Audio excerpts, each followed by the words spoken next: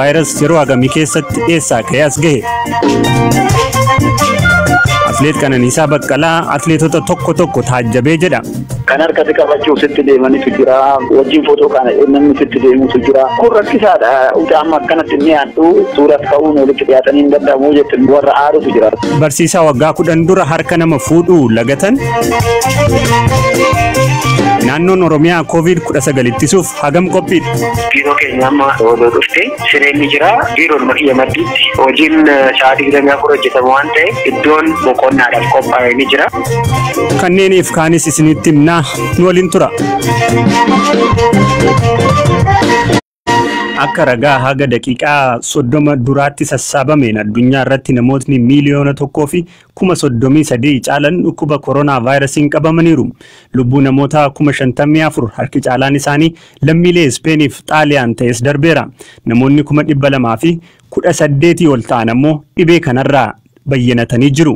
Miidhaa lubbuu namaarraan gahu hambisuuf biyyootni addunyaa hedduun sochii hawaasaa guutummaatti akka dhaabatu godhaniiru. Dinagdeen addunyaas laamsheera. Ofii vaayirasiin kun eessaa ka'ee badii haganaa geessise. Ammayyuu itti aanaa isinitti hima. Vaayirasiin guyyaa guutuu maqaa isaa dhoofnuu fi yeroo gabaabaa keessa addunyaa kan taane godhe kun gama Chaayinaas qaari'ee baatii muddee darbee keessa ture. Ogeessi fayyaa tokko kan Dr. Li Wenliang jedhamu garuu dursee hubatee ture. Vaayirasiin haaraa dhufeera jechuun akeekkachiisa inni kenne garuu mootummaan biyyattiin jaalanne. Oduu sobaan uummata shororkeessaa jirta jechuun poolisiin to'atame. Ta'us innuu torban muraasa booda vaayirasii kanaan qabamee lubbuun isaa dabarte. BBC'n waa'ee vaayirasii kanaa gabaasa jalqabaa amajjii bultii 3 vaayirasii hin beekamne Wuhan keessatti mul'ate jechuun hojjechuu kan eegale. Yeroo sanatti namoonni vaayirasichaan qabamuun isaanii mirkanaa'e 44 qofa ture.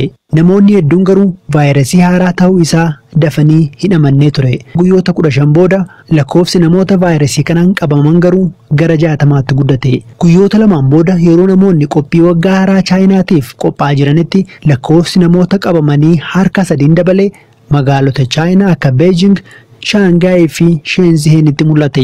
Shenzhen kun kan kalee si'achi magaalaa koo keessa foon saree fi adurree akka hin nyaanne jettee labsiteedha.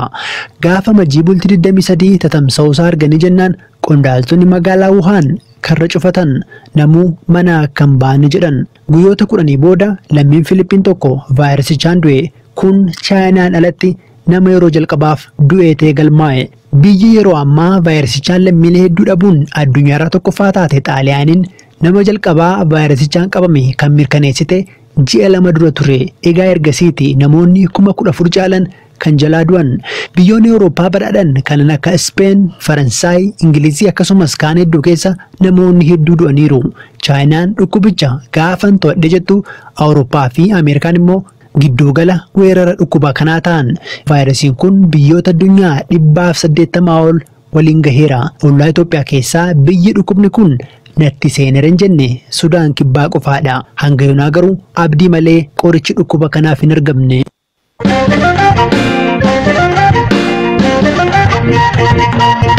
Weerarri koronaa vaayirasii dhalachuun namni harka wal fuudhuu akka lagatu dirqisiisuu isaa waggaa 10 dura barsiisaan yuunivarsiitii Maqalee tokko nama harka fuudhuu lagachuu akka eegalan dhageenye. Barsiisaan kun Birhaanee Achaamee jedhamu. Isa amma mootummootnii fi ogeeyyiin fayyaa namni harka wal fuudhuu hin qabu jedhan waggaa 10 duran raawwachuu eegaleenuun jedhan. Akkamitti nama harka fuudhuu akka dhaaban akkasiin himu. የኔ የዚህ ባህሪ አጀማመር amalli koo kun akkatti eegale akka lakkoofsa Awurooppaa bara 2010tti dorgommii wantoota balfaa yookaan xuraa'oo gaggeeffame tokko irratti kiiboordiin kompiitara isaa baay'ee xuraawaa ta'e erga argame boodadha. Hedduun keenya kan yuunivarsiitii barsiisnu kompiitararra oola. Akka qorannoo sanaatti square inchi keyboardii kompiitaraa tokkorra jarmiiwwan hanga 44 argamuu danda'u. 44 jechuun hedduudha.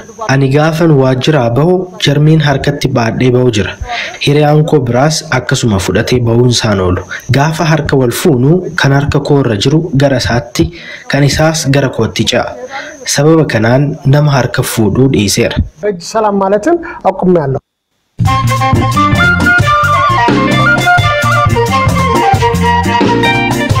Mammoo odeessaalee gaggabaabseen isinitti hima. Itoophiyaatti namootni dabalataa 6 koronaa vaayirasiin qabamuun mirkanaa'e.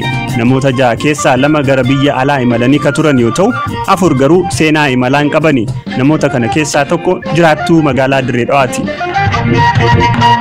Itoophiyaan dhiibbaa weerara koronaa vaayirasii irraan gahu akka dandamattu baankiin addunyaa doolaara miliyoona 82.6 deeggarsaa fi liqiin kennuuf murteesse. Doolaarri miliyoona 41.3 deeggarsa yoo ta'u walakkaan hafe ammoo liqaan kan kennamudha. Ijoolleen lakkuun dhiiraa fi dubaraa ta'anii Indiyaa magaalaa Reepuur jedhamtutti reefu dhalatan maqaan koronaa fi Covid jedhu mogga'eef. Daa'imman lakkuun kun wayita weerara koronaa vaayirasii to'achuuf Indiyaatti torban 3f namoonni mana akka hin baane dhorkamanitti dhalatan.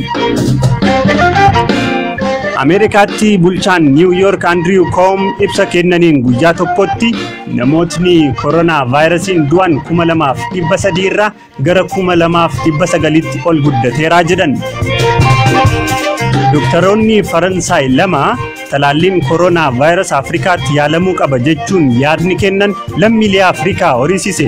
Taphataan kubbaa miilaa beekamaan lammii Kaameruun Saamu'eel Eto'o doktoroota kanaan warra nama ajjeesan yoo jedhu Didier Drogbaan ammoo Afrikaan laaboraatoorii yaaliin itti gaggeeffamu miti jechuun qeeqaniiru.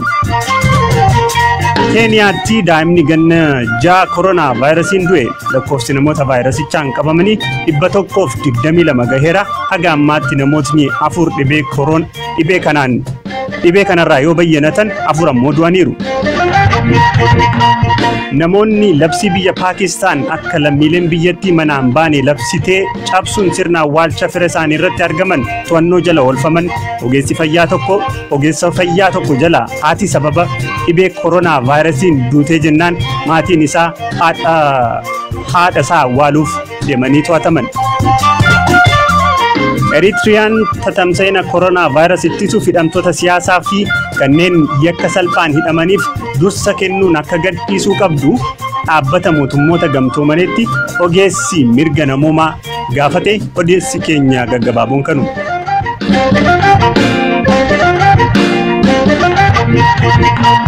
Odeessa kabiroon harkatti hafettiin deebi'a. Naannoo Oromiyaatti bakka namoonni koronaa vaayirasiin shakkaman itti wal'aansa argatan 2,000tti siqu qophaa'u biiroon fayyaa Oromiyaa beeksise.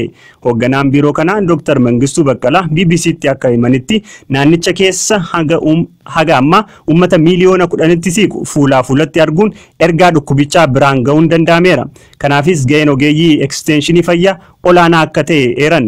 Qophii dhukkuba kanaa ittisuuf taasifame kan gaafanne Dr. Mangistuu Baqqalaan hojiiwwan hojjetaman jiraatanis hanqinni meeshaalee fayyaa jiraachuu himu. Habtaamu Tibabuutu dubbise. Koree teeknikaa kan jennu kun of jalatti garee 6 ijaarramee jira.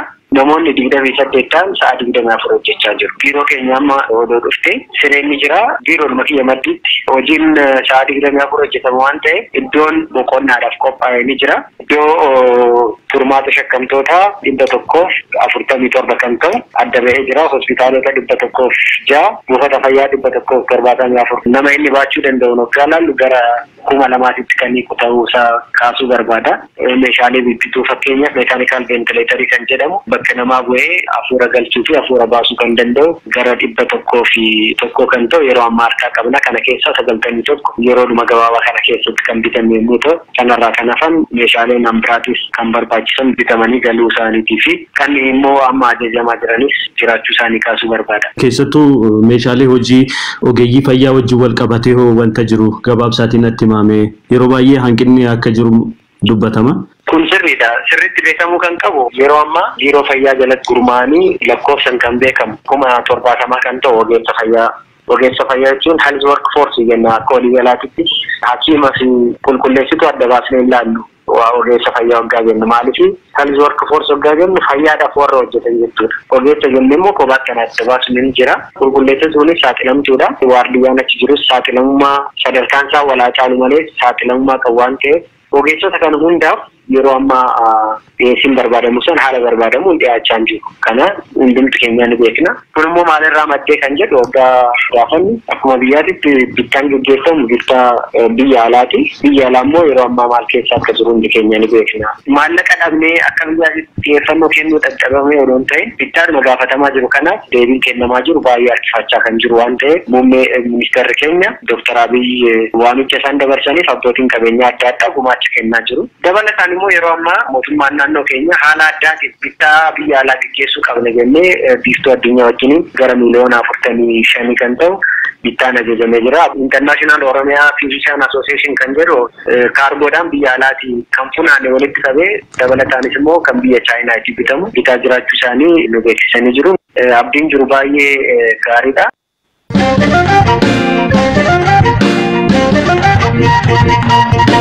Uummatni ammallee ajaja ogeeyyii fayyaa kennan sirriitti hojiirra oolchaa hin jiranii jechuun atileet Qananiisaa Baqqalaa hime.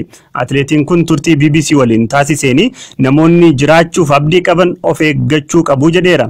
Gama kaaniin Atakaaroo Federeeshinii Atileetiksii fi Koree Olompikii gidduutti torbee darbe dubbii ijoo ta'ee ture ilaalchisee Olompikiin haqamuun waan ta'uu qabu jechuun murteen atileet Daraartuu Tulluu murteessite sirrii ture jedheera. Atileet Qananiisaan dhukkuba kanaan namoonni shakkaman gamoo itti tursiifaman tokko gumaacheera. Ammayyuu itti aanaatu dubbise. Dhukkubni kun dhukkuba rakkina guddaa uumuu danda'u waan ta'eef uummatni hundi of eeguu qabaa. Of eeggatoo wanta instructioniin health organization irraa kennamu dhaggeeffatee wal dhaggeeffatee seeraan bakkaan ga'uu qabu. Warri guddatanuun seeraan amma dhukkuba kana wanni godhuu hin dandeenye baay'ee rakkisaa waan ta'eef uummatni immoo kana beeketoo wanta jedhamu gorsa kennamu dhaggeeffachuu isaan irra jira. Namni abdii fuulduraatti qabu namni jiraachuu barbaade eeggannoo guddaa godhuu qaban. Ati akka atileetii tokkotti akkamiin of eeggataa jirta? Gorsa nuu kennamu gorsa dhagaa jirru kan mootummaanis baase World Health Organization kan kennu isa sun dhaggeeffannaa ilaallaa haala saniin seerarra oolchuu yoo xiqqaate akka namarraa namatti hin dabarre akka biyya keessan baay'een akka hubaatii guddaa uummata irratti hin uumne kana tokkoon keenya of eeguun akka uummata eegnee akka uummata gargaarretti yaadna. Amma namoonni baay'ee harka waliin fuudhinaa harka keessan dhiqqaa lafa walgahii hin taa'inaa waan jedhu hin dhaga'u malee hojiirra oolchan tarii waan taajabdee qabdaa waan akkasii irratti. Wanni argineetu taajabnu tokko hin jira. Wanna baay'eedha. Dhaga'u baay'inaan uummanni baay'een hin dhaga'anii maaliif akka taphaatti ilaala wanta kana kan harkatti qabachuuf sitti deemanitu jira. Wajjin footoo kana namni sitti deemutu jira. Kun rakkisaadha. Keessattuu yeroo tokko lakki harka sin qabu jettee lakki sitti amma akkanatti inni yaaddu suuras ka'uun walitti dhiyaatanii hin danda'amu jettee nama itti dhagahamu hin jiraata.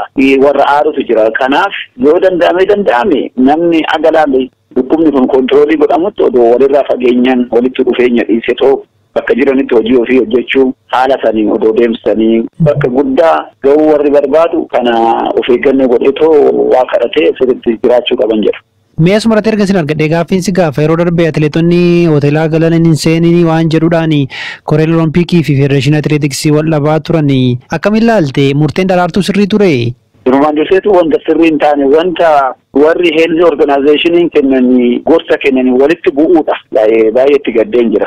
Uummanni biraa beekuu baachuu danda'an jennee yaadna. Atileetonni tokko keessan akkana ta'uu qaban murtee kana dabarsuu isaanii baay'een itti gaddeen ture. Sanis ta'ee kanas ta'ee innis darbee jira. Garuu taajabbii guddaa dabarsee jira bakka kanarratti wanti Daraartuun irratti dubbachaa turte guutumaa guutuutti sirrii. Amma umuriin kee meeqa Qananiisaa? Amma 37 38 kan ta'a. Egaa umuriin keessa dabalaa jira tarii waggaa dhufutti darbuunsaa si yaaddeessaa? Maaltu na yaaddeessa amma itti gammadeen jira wal dorgommiin darbuusaati. Amma shaakala dhiiftee mootummaa jirta? Baay'inaan hojjeta. Garuu akka duraanii guruupiidhaan hin hojjennu. Magaalaa Sulultaatti gamoo tokko namoota dhukkuba kanaan shakkaman akka keessatti talaalfaman akka eeyyamte dhageenye mee waa isaa nutti himi? Naannoo Sulultaatti riizoortiin qaba. Riizoortii bakka ispoortiin maal itti hojjetama. Iddoo kana egaa bakkina tokkoofis wal gargaaruun waan jiru yoo ta'e uummata naannootiifis bulchiinsi naannoo akka itti fayyadamu kana cinaa buunee jira. Tole guddaa galatoomii Qananiisaa.